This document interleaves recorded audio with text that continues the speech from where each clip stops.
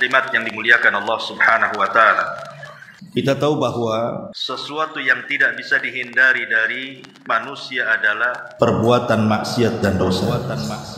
Dan itu disebutkan dalam hadis Nabi sallallahu alaihi wasallam, kullu bani Adam khata'un. Setiap bani Adam itu pasti akan terjerumus kepada kesalahan. Wa khairul khata'ina tawwabun. Tetapi sebaik-baik orang yang terjerumus kepada kesalahan adalah bertobat kepada Allah Subhanahu wa taala. Karena ada sebagian orang yang mereka beralasan susah untuk tobat. Berat Ustaz saya mau tobat itu. Kayaknya meninggalkan dosa ini berat sekali. Kalau itu yang kemudian dalam benak seseorang seolah-olah tidak bisa meninggalkan dosa, maka ini bahaya, karena akan terjerumus kepada al-qunut min rahmatillah, putus asa dari rahmat Allah Subhanahu wa taala. Ingat Bu, kematian seseorang itu tidak menunggu tobat. Kematian itu tidak akan menunggu orang itu bertobat. Tapi bertobatlah baru menunggu kematian. Karena betapa banyak kisah-kisah dalam Al-Quran orang yang bertobat saat detik-detik kematian. Seperti Firaun, ketika dia tenggelam dan nyawanya hampir lepas dari badannya, dia mengatakan amantu bima amanat bihi banu Israel. Aku beriman dengan apa yang diimani oleh Bani Israel. Apakah manfaat tobatnya Fir'aun? Tidak. Karena ada dua waktu ketika tobat itu masih diterima. Pertama ketika nyawa belum sampai di tenggorokan. Yang kedua ketika matahari belum terbit dari arah barat. Kalau dua perkara ini sudah sampai kepada kita, maka sekalipun kita sampai mencucurkan air mata darah sekalipun tidak akan diterima. Kalau sudah nyawa di tenggorokan atau sudah terbit matahari dari arah barat. Maka ingat, perhatikan, kematian itu tidak akan menunggu tobat. Maka bertobatlah kepada Allah Azza wa Jal sambil menunggu kematian. Ma'asyiral muslimat yang dimuliakan Allah Subhanahu wa taala. Di zaman Nabi sallallahu alaihi wasallam ada anak muda datang kepada Nabi sallallahu alaihi wasallam kemudian mengatakan, "Ya Rasulullah, i'zan li bizina." Rasul, izinkan aku untuk berzina. Maka Nabi sallallahu alaihi wasallam mengatakan kepada anak muda ini, dekatkan badanmu kepadaku, sampai akhirnya lututnya menyentuh lutut Nabi. Kata Nabi sallallahu alaihi wasallam, "Sudikah kamu kalau seandainya orang tuamu yang perempuan atau ibumu dizinahi orang, atau saudarimu dizinahi orang, atau putrimu dizinahi orang, atau bibimu dizinahi orang, apakah kau izinkan? Apakah kau redha dengan laki-laki yang menzinahi ibumu, putrimu, bibimu, saudarimu?" Maka laki-laki ini mengatakan, "Tidak wahai Rasul, kalau aku di posisi dia, aku tidak akan redha." Maka Nabi SAW, sebagaimana mereka tidak redha apabila ibunya dizinahi, apabila putrinya dizinahi, apabila saudarinya dizinahi dan bibinya dizinahi, maka begitu juga orang-orang yang kau zinahi, keluarganya tidak redha. Maka kemudian laki-laki ini akhirnya bertobat kepada Allah Azza wa Jalla. Dari sini kita katakan bahwa laki-laki ini kan seolah-olah ingin berbicara dengan kita bahwa dia tidak sanggup meninggalkan dosa zina. Maka siapapun yang beralasan saya tidak sanggup meninggalkan dosa dusta, Anda bisa meninggalkan dosa ini, asal ya tadi ada kemauan, ada kemauan yang kuat seraya mengambil sebab, kemudian tawakal dan begitu seterusnya, pasti dengan mudah kita meninggalkan dosa. Makanya nanti saya akan sebutkan tip-tipnya yang disebutkan para ulama, bagaimana caranya kita terlepas dari dosa dengan mudah. Jadi tidak ada alasan kalau ada orang mengatakan saya tidak bisa meninggalkan dosa. Bisa. Tidak ada yang nggak bisa. Karena dosa itu kan ditimbulkan dari 3 arah. Pertama, hawa nafsu. Hawa nafsu inilah yang menjadikan kita ini melakukan sebuah maksiat dan dosa. Wa inna nafsa la ammaratun bisu. Terkadang jiwa ini selalu memerintahkan kita untuk melakukan keburukan. Yang kedua, syaitan. Syaitanlah yang kemudian berusaha kita ini berbuat jahat, kemaksiatan dan dosa. Kemudian yang ketiga, sahibus su, teman yang jelek, teman yang jahat, yang selalu menarik kita untuk seperti dia. As-sahibu sahib, kata orang Arab, bahwa teman itu terkadang menarik seseorang. Kalau dia baik maka dia akan menarik kepada kebaikan, kalau dia jahat pasti akan menarik kepada kejahatan. Lah, setelah kita tahu sumber daripada kenapa kita maksiat, kalau tidak ada hawa nafsu ataupun syaitan atau teman yang buruk, di sini kita cari solusinya. Bagaimana caranya kita menundukkan hawa nafsu, bagaimana caranya kita menundukkan syaitan, dan bagaimana caranya kita tidak berkawan dengan kawan-kawan yang jahat. Maka kita akan terhindar dari perbuatan maksiat dan dosa. Taib, masyarul muslimat yang dimuliakan Allah Azza wa Jalla, ada 10 langkah yang para ulama menyebutkan tentang bagaimana caranya seseorang itu dengan mudah meninggalkan dosa. Yang pertama, al-i'tiraf bil khata'i. Akui bahwa kita ini memang makhluk yang senantiasa melakukan dosa. Jangan merasa suci. Kita ini makhluk yang berlumuran dosa. Makanya Nabi Allah Adam alaihi salatu wassalam ketika diturunkan dari sorga ke bumi, yang pertama kali dia mengakui dosanya, bahwa dia sudah bersalah kepada Allah. Apa kata Adam alaihi salam? Rabbana zalamna anfusana.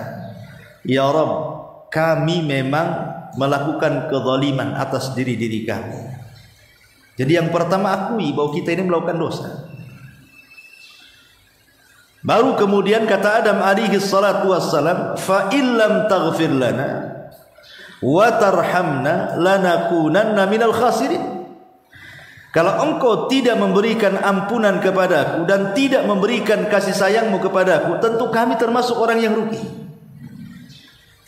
Ini yang pertama, akui bahwa kita ini melakukan dosa. Ma'asyiral muslimat yang dimuliakan Allah Subhanahu wa taala, kalau ibu datang ke dokter, kemudian ibu tidak cerita penyakit ibu, mana bisa dokter mengobati ibu? Datang ke dokter ditanya, penyakit apa bu? Diam aja. Penyakit apa bu? Diam saja. Gimana dokter mau tahu ngasih solusi kalau kita diam saja? Tapi kalau ibu ceritakan nih penyakitnya 1, 2, 3, 4, pasti dia akan carikan resepnya kan, supaya penyakit kita sembuh. Lah, mengakui penyakit di hadapan dokter itu sama dengan mengakui dosa di hadapan Allah. Nanti Allah kasih solusi itu. Akui dulu dosa di hadapan Allah, bahwa kita ini orang zalim, kita ini orang yang berbuat dosa. Akui di hadapan Allah Azza wa Jalla. Jangan merasa kita ini suci gitu maksudnya. Nanti Allah berikan taufik. Nanti Allah bimbing. Sesama makhluk saja dokter kepada pasien membimbing, masa Allah tidak membimbing kita? Maka akui dosa di hadapan Allah Subhanahu wa taala. Kemudian yang kedua, ingatlah bahwa ada kesudahan setelah kematian. Ada kesudahan setelah kematian. Artinya di akhirat itu cuma ada 2 tempat. Kalau orang tidak masuk surga, yang masuk neraka, mau kemana lagi? Karena cuma dua aja di akhirat. Milih mana, ibu masuk surga ataukah milih masuk neraka? Kan pilihan di tangan kita. Coba berpikir, hanya gara-gara kenikmatan sesaat di dunia, dengan di atas kemaksiatan kepada Allah Azza wa Jalla, tiba-tiba kita tidak berpikir soal surga neraka. Di dunia ini sampai kapan kita hidup? Kan ada batasnya, Bu. Kata Nabi SAW, umur umatku berkisar 60 sampai 70 tahun saja. Artinya kan ada batasnya di situ. Jangan pula kemudian kehidupan yang terbatas kita menikmati di atas kemaksiatan, akhirnya kemudian menjadi penyesalan seumur hidup kita juga. Harus masuk neraka. Bahkan ada sebagian mereka yang harus dikekalkan di dalamnya, naudzubillah. Coba ingat bahwa di sana ada surga dan ada neraka. Kemudian yang ketiga, ingatlah bahwa Allah Subhanahu wa taala itu memiliki kasih sayang yang jauh lebih luas dibandingkan murkanya. Karena ada orang yang tertahan tidak mau bertobat itu karena merasa dosanya teramat sangat banyak. Karena dosanya banyak sekali, jadi dia berpikir itu Allah tidak mengampuni dosa dia. Justru sudah sering saya katakan, Bu, orang yang putus asa dari rahmat Allah Subhanahu wa taala lebih besar dosanya dibandingkan maksiatnya. Kalau ibu banyak melakukan maksiat, macam-macam maksiat lah mamanya kita lakukan, entah zinahnya, entah macam-macam lah, judi, khamar dan lain sebagainya, dari segala maksiat yang ada di dunia ini. Kemudian dia ketika hendak bertobat, kemudian dia merasa dosanya terlampau banyak, akhirnya takut bertobat, putus asa. Maka ulama mengatakan putus asa sendiri adalah lebih besar dosanya dari dosa yang sudah dia lakukan. Kenapa? Karena itulah yang dikehendaki syaitan, supaya kita jangan tobat. Memang setan sengaja ngasih was-was sama kita itu supaya kita jangan bertobat, sehingga terjerumus kepada dua kali dosa. Pertama, dosa yang ia lakukan. Yang kedua, dia terjerumus kepada dosa yang lebih besar dibandingkan dosanya, putus asa dari rahmat Allah, sehingga akhirnya dia sama sekali tidak mau bertobat kepada Allah Azza wa Jalla. Ini bahaya, ya. Maka ingat bahwa rahmat Allah itu luas. Allah akan mengampuni siapapun yang datang bertobat kepada Allah Azza wa Jalla. Kemudian yang keempat, al-isti'anatu billah. Minta pertolongan kepada Allah. Jangan sok kuat, jangan merasa kuat, saya bisa meninggalkan maksiat. Enggak, Anda tidak bisa meninggalkan maksiat kecuali taufik dari Allah. Makanya minta pertolongan kepada Allah. Sebab isti'anah, meminta pertolongan kepada Allah, itulah modal kekuatan kita meninggalkan dosa. Sekecil apapun dosa, Bu, kalau Allah tidak berikan taufik, ibu tidak bisa meninggalkan dosa itu. Apalagi dosa besar. Dosa kecil saja kalau tidak mendapatkan taufik, pertolongan dari Allah, tidak mungkin kita bisa meninggalkannya. Maka minta pertolongan kepada Allah supaya Allah Subhanahu wa taala memudahkan langkah kita untuk meninggalkan dosa-dosa tadi. Kemudian juga yang kelima, dan ini yang paling penting juga, as-sidqu fit taubah. Berusaha jujur. Memang kita ingin bertobat, bukan karena ketahuan orang akhirnya bertobat, bukan karena tekanan orang sehingga kita mau bertobat, bukan karena ini dan itu, tidak. Memang jujur dari lubuk hati yang paling dalam, kita tidak mau lagi melakukan maksiat itu. Sebab kejujuran inilah yang akhirnya Allah Subhanahu wa taala bisa menilai apakah tobatnya itu dusta ataukah tobatnya itu jujur. Karena ada orang yang kemudian bertobat itu karena paksaan. Dipaksa suami suruh pakai jilbab, akhirnya pakai jilbab kan. Dipaksa suami suruh sholat, akhirnya sholat. Dipaksa suami untuk meninggalkan maksiat, akhirnya meninggalkan maksiat. Lah ibu ini bertobat karena Allah atau karena suruhan suami, kan begitu. Berarti kalau karena suruhan orang, tobat kita ini tidak jujur. Makanya coba tanamkan kejujuran. Memang kita ingin bertobat kepada Allah supaya Allah menghilangkan dosa-dosa kita. Ini yang menjadikan sebab taufik turun ini. Masyarul muslimat yang dimuliakan Allah Subhanahu wa taala. Kemudian yang nomor 6, yang nomor 7, nomor 6. Al-iktsaru minal a'malis salihati. Perbanyak amal soleh. Jadi kalau ibu memang jujur tobatnya, maka amal soleh yang tidak pernah ibu kerjakan atau yang dulu pernah dikerjakan kemudian ditinggalkan, mulai lagi. Jadi setelah ibu tobat itu mulai lagi. Dulu pernah sholat, kemudian meninggalkan sholat, sekarang kapok, maka lakukan sholat lagi, tambah lagi dengan sunnah-sunnahnya. Dulu mungkin suka menggibah orang, setelah bertobat kemudian sekarang tidak lagi.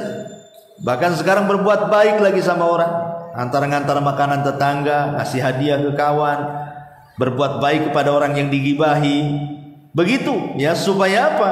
Supaya keburukan kita dengan amal soleh itu dihapuskan. Kata Nabi SAW, wa'at bi'is sayyi'atal hasanata tamhuha. Ikutilah perbuatan burukmu dengan kebaikan, niscaya kebaikan itu bisa menghapuskan keburukan.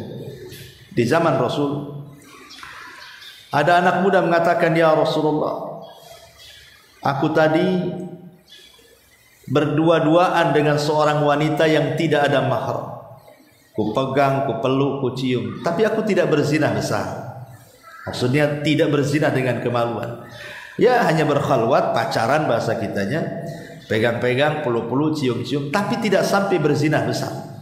Berzina dengan farji tidak. Apa kata Nabi SAW? Asallaital jama'ata ya fulan, asallaital asra jama'atan ya fulan. Apakah engkau tadi sholat asar jamaah bersama aku, kata Rasul? Tadi kamu ikut sholat jamaah, sholat asar tadi. Maka anak muda itu mengatakan iya. Maka Rasul mengatakan, idhab wa qad ghafarallahu lak. Pergi, Allah sudah ampuni dosamu. Lihat, hanya semata-mata sholat berjamaah. Laki-laki ini dikatakan Rasul, pergi, kau sudah diampuni dosa. Dari sini juga ada syariat, kalau seandainya orang itu melakukan dosa, segera sholat taubat kan itu. Tapi bagaimana Nabi SAW ketika mengatakan kepada anak muda ini, apakah engkau sholat asar berjamaah tadi wahai fulan? Dia mengatakan ya, Allah sudah ampuni dosa. Menunjukkan bahwa sholat berjamaah itu bagian daripada amal soleh, dan amal soleh itulah yang akan menghapuskan dosa-dosa yang sudah dilakukannya. Artinya hapuslah kesalahan dengan amal soleh.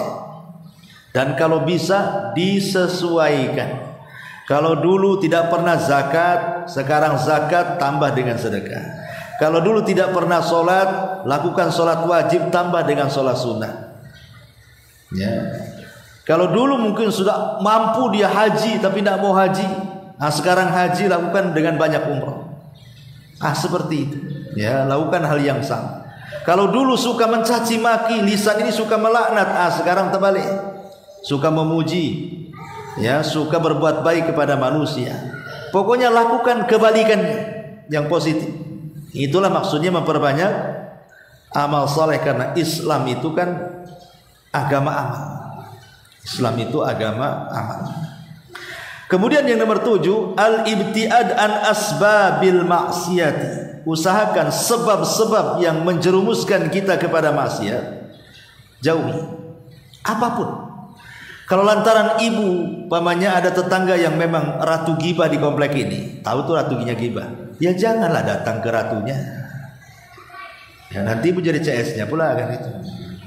Maksudnya sebab-sebab yang bisa melakukan dosa tinggalkan. Ini kalau saya main ke rumah ini pasti gibah, jangan main. Ya, ibu pegang handphone nih. Ini kalau saya nelpon kawan ini memang tujuannya bagus nih, mau silaturahim, nanya kabar. Tapi biasanya kalau nelpon lama nanti gibah orang, enggak usah nelpon dulu. Pokoknya sebab-sebab seperti Allah mengatakan wala taqrabuz zina. Jangan dekat-dekat zina. Artinya dekat saja tidak boleh, apalagi berzina. Makna dekat di sini artinya hal-hal yang menjerumuskan kepada zina dari wasilah-wasilah itu tinggalkan wasilah. Kalau gara-gara handphone kita berzina, buang handphonenya. Kalau majalah, gara-gara baca majalah, melihat gambar-gambar porno dan yang lainnya mengakibatkan kita berzina, jangan dibaca, tinggalkan. Pokoknya wasilah apa saja. Wasilah apa saja. Ini biasanya kalau utang, nanti kalau bayar sulit, jangan utang. Nanti biasanya kalau sudah tak bayar, bohong pula dia. Habis bohong, benci pula ketemu dengan orang yang sudah berbuat baik sama dia. Ya. Jadi di sini maksudnya al-ibtiad, dan ini sebab yang paling besar ya. Kalau ingin meninggalkan maksiat, ya memang harus menghindari sebab-sebab yang dengan sebab itu akhirnya kita bermaksiat. Ini yang nomor 7. Kemudian yang nomor 8, istisyar, muraqabatullahi azza wa jalla. Berusaha untuk merasa kita ini diawasi Allah. Dengan kata lain, malu sama Allah. Masa kita malu sama manusia tapi tidak malu kepada Allah? Umpamanya ibu berzina di depan orang, malu enggak? Malu. Ya. Ibu nyopet di hadapan orang. Nyopet umpamanya di minimarket, nampak di CCTV, sengaja memang ibu itu. Nampak kan, malu, viral pula pakai cadar nyopet, ya kan? Coba kemudian ibu mencaci maki depan orang, malu. Kita ini kenapa lebih malu kepada manusia, tidak malu kepada Allah, gitu maksudnya. Kita bisa malu loh di hadapan manusia ketika kita maksiat, kita ketahuan.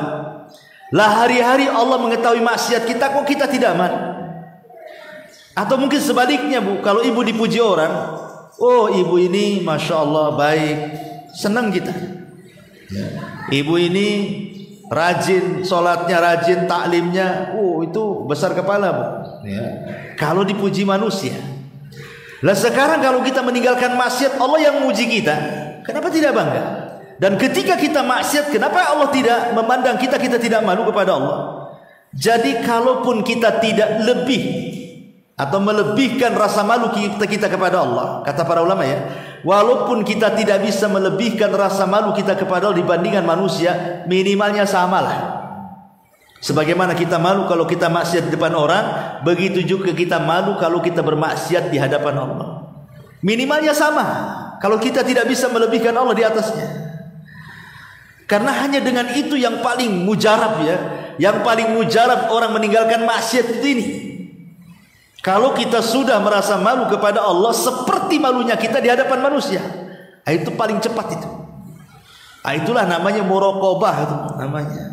Muraqabah itu artinya merasa diawasi Allah Subhanahu wa taala. Sebagaimana Ibrahim bin Adham yang sudah saya ceritakan, ada anak muda yang mengatakan, ya Imam, bagaimana caranya saya tidak dilarang maksiat, katanya. Kata Imam Ibrahim bin Adham, gampang, lakukan 5 perkara, kata. Kalau engkau bisa melakukan 5 perkara, silakan maksiat. Kata anak muda ini dengan senangnya, kalau gitu apalah sebutkan wahai imam. 1, kata Ibrahim bin Adham, kau boleh maksiat, tapi di bumi yang bukan bumi Allah, bisa? Kau boleh maksiat, tapi jangan pernah memakan rizki Allah. Kau boleh maksiat, tapi di tempat yang Allah tidak melihatmu. Kau boleh maksiat, asal ketika kau sedang sakaratul maut, kau ngomong sama malaikat maut, jangan kau matikan aku sampai aku tobat. Kau boleh maksiat kalau nanti di akhirat malaikat Zabaniyah menyeretmu ke neraka, kau katakan kepada dia, jangan seret aku ke neraka, masukkan aku ke surga. Kalau engkau bisa melakukan 5 perkara, silakan maksiat.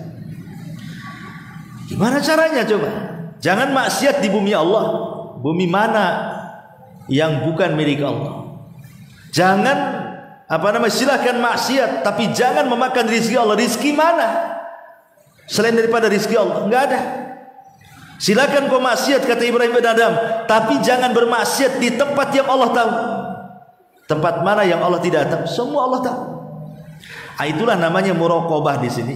Merasa diawasi, artinya menanamkan perasaan malu. Malulah kepada Allah minimalnya seperti malunya kita kepada manusia. Kalau kita berzina di hadapan orang malu, kenapa di hadapan Allah tidak malu? Ingat Allah tahu, walaupun ibu kunci, walaupun ibu gelapkan, walaupun tidak ada manusia, ibu di hutan, tetap Allah tahu. Manusia bisa ibu dustai, Allah tidak mungkin ibu dustai. Maka ini yang ke-8, istishar muraqabatullah. Hadirkan perasaan bahwa kita sedang diawasi Allah sehingga tertanam perasaan malu. Kemudian juga yang nomor 9, al-iktsar min dzikrillah. Perbanyak zikir kepada Allah Azza wa Jalla. Karena zikir ini bisa menghapuskan dosa kita. Terutama istighfar, astagfirullah, astagfirullah, astagfirullah gitu. Karena zikir ini bisa menghapuskan dosa-dosa kita. Walaupun dosa kita ini sebanyak buih yang ada di lautan, kan kata Rasul. Barang siapa yang membaca subhanallah bihamdi 100 kali, maka dia akan dihapusi dosanya walaupun dosanya sebanyak buih yang ada di lautan, katanya. Jadi zikir ini jangan dianggap enteng.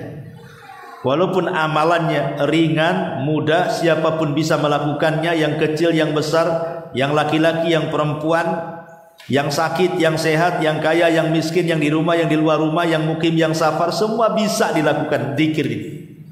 Karena zikir itu tidak harus mengeluarkan harta. Tidak seperti haji harus mengeluarkan harta. Tidak harus mengeluarkan gerakan seperti sholat. Tidak harus berlapar-lapar seperti puasa. Tidak harus kemudian juga mengumpulkan gerakan dan harta. Nah, zikir ini cukup ngomong saja. Tapi lihat pahalanya luar biasa. Bisa menggugurkan dosa. Dan yang terakhir, ingat kematian. Tadi saya katakan di muqaddimah, kematian itu tidak akan menunggu tobat seseorang. Kematian itu kalau datang ajalnya, la yastakhiruna sa'atan wa la yastaqdim. Tidak mungkin dimajukan, tidak mungkin dimundurkan. Pasti. Sehingga karena kematian tidak menunggu tobat, maka saya katakan bertobatlah, baru tunggulah datangnya kematian. Itu yang benar. Dan bisa saya tambah juga ta'ammul al-wa'id asyadid. Coba kita terpikir dengan ancaman. Ya, kalau saya melakukan ini ancamannya itu. Kalau saya melakukan ini ancamannya ini. Baca hadis-hadis Rasul tentang azab kubur, tentang azab neraka, bagaimana orang yang makan riba, kemudian Rasul katakan dia akan direnangkan di sungai darah, setiap dia berenang ke pinggir disuapi batu ke tengah lagi. Coba terpikir ke situ. Sehingga kita bisa menjauhi riba. Atau orang yang kemudian ditelentangkan, kemudian di sampingnya ada orang yang membawa batu besar, kemudian dihantamkan ke kepalanya sampai hancur dan mati. Kemudian orang ini nyari lagi batu lagi, setelah kemudian ketemu bawa batu lagi, kembali lagi kepalanya. Kemudian dibenturkan lagi, hancur lagi. Hanya seperti itu saja. Jika ditanya siapa orang kayak gini ya Jibril, maka Jibril mengatakan itulah orang yang kalau berdusta, dustanya itu sampai melambung ke ufuk. Apa maksudnya dustanya sampai melambung ke ufuk itu? Kalau zaman dulu Bu, nyebar dusta itu, nyebar berita hoax itu kan tidak mudah, sulit, harus dari mulut ke mulut, dari tetangga ke tetangga, ya, baru kemudian tersebar satu desa. Kalau di desa mungkin lebih mudah menyebarkan hoax, ya kan? Kalau di kota kan orangnya cuek-cuek kan agak sulit kan. Tapi di zaman sekarang cukup dengan handphone saja ibu ketik sesuatu, di share di Facebook di mana, buat berita dusta. Itu sudah nyebar kemana-mana Bu. Nah, itulah dusta yang sampai ke ufuk. Jadi kalau kita teringat, dosanya kayak gini, nggak maulah saya nulis sembarang status, saya komentar sembarang komentar dan begitu seterusnya, karena kita terpikir bahwa di sana ada azab yang sangat pedih yang akan menunggu setiap maksiat yang kita lakukan. Apalagi kalau maksiatnya banyak, ya, maka sudah terbayang tuh hukumannya juga banyak gitu ya. Maka cobalah kemudian merenung bahwa di sana ada azab yang syadid, yang kuat dari Allah Subhanahu wa ta'ala. Kemudian juga an yatakhayyal al-muslim man yujilluhum wa yahtarimuhum yantadiruna ilaihi wa huwa yaf'al dzalika dzam. Hendaklah seorang muslim menghayal siapa yang memuliakan dia sebenarnya di dunia ini, Allah atau siapa gitu. Yang kasih rezeki siapa gitu, yang kasih kesehatan sama ibu siapa, yang kasih kemudahan siapa, kan semua Allah. Loh, Allah kasih segalanya, tiba-tiba kita maksiat kepada dia. Bahasa sederhananya Bu, kalau ibu sudah punya anak nih, ibu besarkan dari lahir, ibu kasih makanan yang bergizi sampai sekolah, SD, SMP, SMA sampai kuliah. Akhirnya kemudian dia pula orang yang paling durhaka kepada ibu, coba. Apa nggak sakit hati itu? Walillahil matsalul a'la. Harusnya kita juga memahami logika seperti ini. Allah itu lebih tinggi permisalannya. Kalau sama ibu saja bisa sakit hati, Allah juga bisa lah kan begitu. Tapi Allah itu rahim, bedanya. Allah bisa marah, tapi satu sisi Allah rahim. Dan rahimnya Allah lebih dibandingkan kemarahannya. Kemudian juga kata para ulama juga, selain daripada terpikir seperti itu, mereka mengatakan, ingatlah firman Allah Subhanahu wa taala, walladzina jahadu fina lanahdiyannahum subulana. Dan orang-orang yang sungguh-sungguh ingin melepaskan dosanya, maka kami akan beri hidayah kepadanya. Jadi jangan katakan aku tidak bisa meninggalkan dosa, berat sekali, mustahil aku nggak bisa. Nggak ada. Orang semua bisa meninggalkan dosa kalau dia bersungguh-sungguh. Karena kesungguhan itu menunjukkan bukti kejujuran taubat, dan bukti kejujuran taubat itu adalah penyebab datangnya hidayah taufik. Makanya Allah mengatakan lanahdiyannahum subulana. Allah akan berikan hidayah jalan-jalan kami, sehingga dengan itu lebih mudah dia melangkah. Masyaallah muslimat yang dimuliakan Allah Azza wa Jalla, kalaupun seandainya dia sudah bertobat, terulang lagi. Bertobat lagi, diulang lagi. Bertobat lagi, diulang lagi.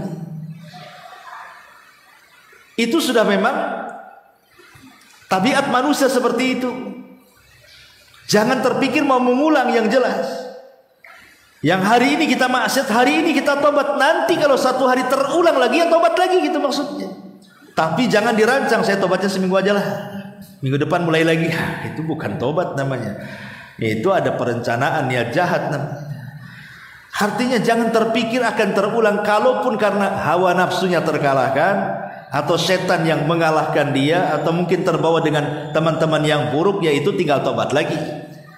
Tapi jangan sampai menumpuk dosa, kemudian terhayalkan nanti saja tobatnya, nanti saja tobatnya. Kan ada orang kayak gitu tuh. Kalau ditanya kapan lu tobat, nunggu haji Pak Ustadz katanya. Kapan hajinya? Hidup aja susah kok.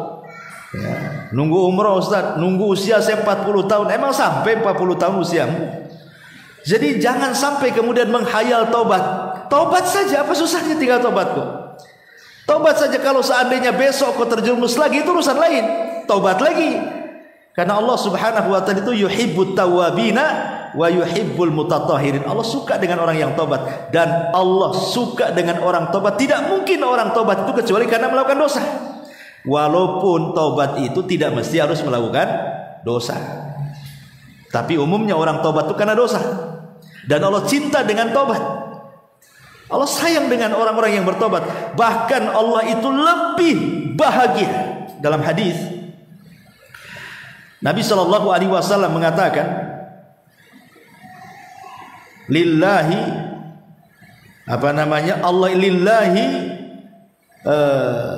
Allah Subhanahu wa taala sangat senang, sangat bahagia ketika melihat ada hamba-hambanya yang bertobat kepada Allah Subhanahu wa taala. Lillahi asyaddu farahan. Allah itu sangat bahagia bitaubati abdihi, dengan tobat hambanya, hina yatubu, ketika dia bertobat, ilaihi, kepada Allah, min ahadikum, dibandingkan salah seorang di antara kalian, kana ala rahilatihi bi ardi falat. Ada seseorang yang safar kemudian nyasar di padang pasir, fang falatat minhu wa 'alaiha ta'amuhu wa syarab. Tiba-tiba ketika dia membawa unta dan seluruh perbekalannya di atas unta, makan minumnya di situ, ketika dia sedang istirahat, untanya pula hilang. Kemudian fa'aisa minha, dia pun cari sana cari sini, dia putus asa karena sudah tidak ketemu. Sementara tidak ada yang bisa dimakan, tidak ada yang bisa diminum, karena semua ada di atas untanya, untanya sudah hilang. Dan posisinya di padang pasir, mau kemana di padang pasir? panas luar biasa. Akhirnya kata putus asanya lah, mati aja lah aku lah. Ketika dia tertidur kelelahan, setelah lama dia tidur, dia terbangun, rupanya untanya jilati mukanya. Bahagia enggak? Bahagialah. Ya. Orang ini kan melakukan safar, Bu, sementara perbekalannya di atas unta. Nyasar di padang pasir. Padang pasir bukan kayak jalan Batam ini 2 meter ada warung Padang, 2 meter ada warung, macam-macam warung kan gitu. Padang pasir mana ada. Ketika dia nyari untanya sana sini gak ketemu, wah ada matilah saya. Tahu-tahu ketika dia tertidur dijilati pula mukanya. Kok ada di sini apa enggak? Bahagia, saking bahagianya dia salah ucap ketika berdoa. Allahumma anta abdi wa ana rabbuk. Ya Allah, engkau adalah hambaku dan aku Rabbmu. Saking bahagianya salah ngomong. Ya. Tapi nggak ada masalah kan, itu kan salah ngomong saja kan, saking bahagianya terkalahkan dengan kebahagiaannya, akhirnya salah ngomong dan mengatakan ya Rabb, engkau adalah hambaku, aku pula Tuhanmu. Kenapa? Karena min syiddatil farah, salah dia karena bahagianya. Tapi kata Rasul, orang ini bahagia luar biasa, saking bahagianya salah ngomong. Tapi Allah lebih bahagia dengan tobatnya seorang dibandingkan orang ini yang sudah hampir putus asa karena kehilangan makanannya.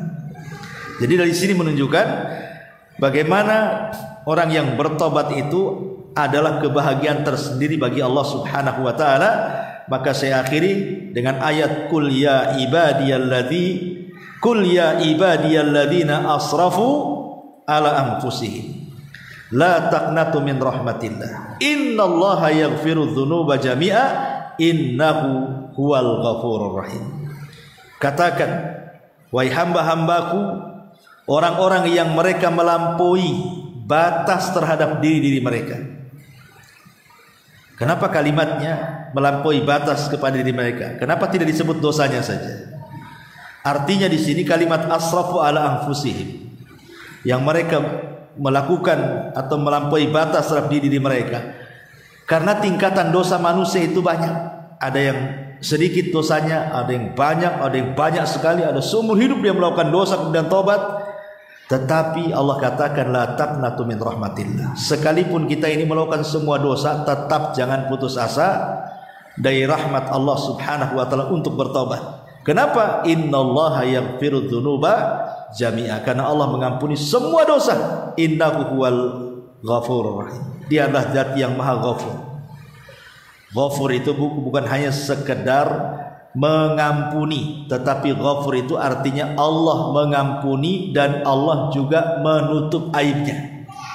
Itu mana ghafur, ya.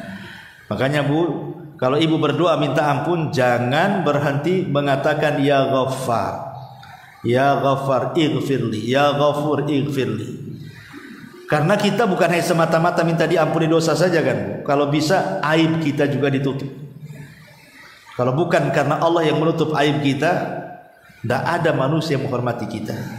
Makanya penting kita terus meminta kepada Allah dan bertawasul dengan nama Allah, ya Ghaffar atau ya Ghafur, karena dengan kalimat itulah bukan hanya diampuni dosa, tapi juga aib-aib kita ditutup di hadapan manusia. Wallahu a'lam bishawab. Sampai di sini.